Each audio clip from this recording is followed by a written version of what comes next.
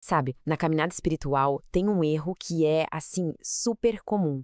E por ser tão comum, muita gente nem percebe. Mas a verdade é que ele pode ser bem perigoso. E é sobre isso que a gente vai conversar hoje. Que erro é esse e por que é tão crucial ficar de olho nele? Então, o material que a gente está analisando hoje já começa assim, direto ao ponto. Ele afirma que existe um erro muito, mas muito comum na vida espiritual e que, ao mesmo tempo, é muito perigoso. E é justamente essa combinação que acende o alerta, né? Porque se é algo que quase todo mundo faz e é perigoso, o potencial para dar problema é grande. Isso torna o assunto super importante. Tá, mas que erro é esse, afinal? É o de depender de pessoas. E olha, aqui tem um detalhe fundamental. Não se trata de ser ajudado por alguém. Não é isso. O problema é a dependência. E entender essa diferença, gente, é a chave de tudo que a gente vai ver a seguir. Para a gente entender bem qual é o problema, pensa assim. Imagina construir uma casa num terreno que não é firme, sabe? Um terreno meio fofo.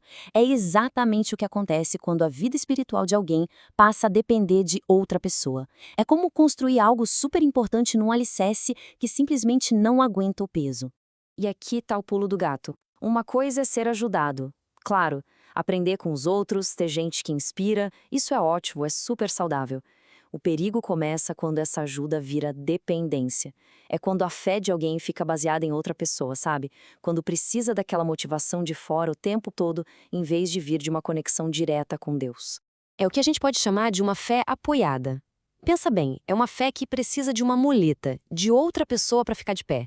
Se essa pessoa sai de cena, pronto, a fé balança, vacila. É como se a força fosse terceirizada, não é própria. Mas por que isso é um problema tão grande? A resposta é bem simples, na verdade: instabilidade. Tudo que se apoia em uma pessoa é instável. Por quê?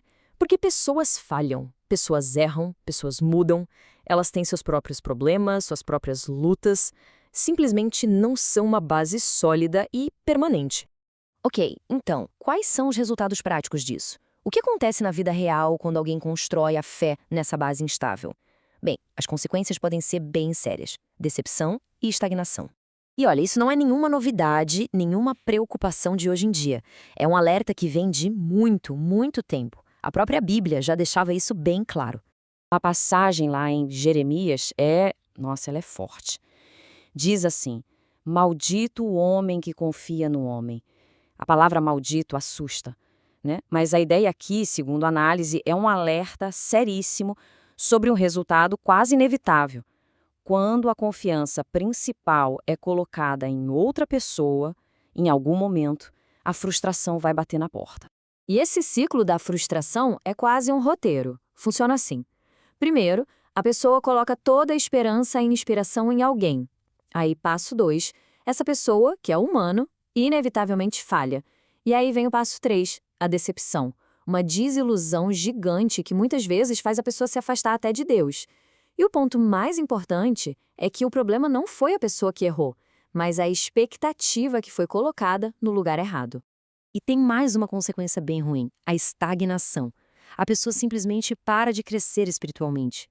Porque quem depende dos outros acaba não buscando por conta própria, sabe? Não desenvolve um relacionamento pessoal com Deus. Fica sempre ali, no raso, precisando que alguém pegue na mão para dar qualquer passo. Bom, se depender de pessoas é o grande problema. Qual seria a solução? A resposta, então, é mudar o foco. É construir algo que ninguém, absolutamente ninguém pode tirar. Uma conexão direta.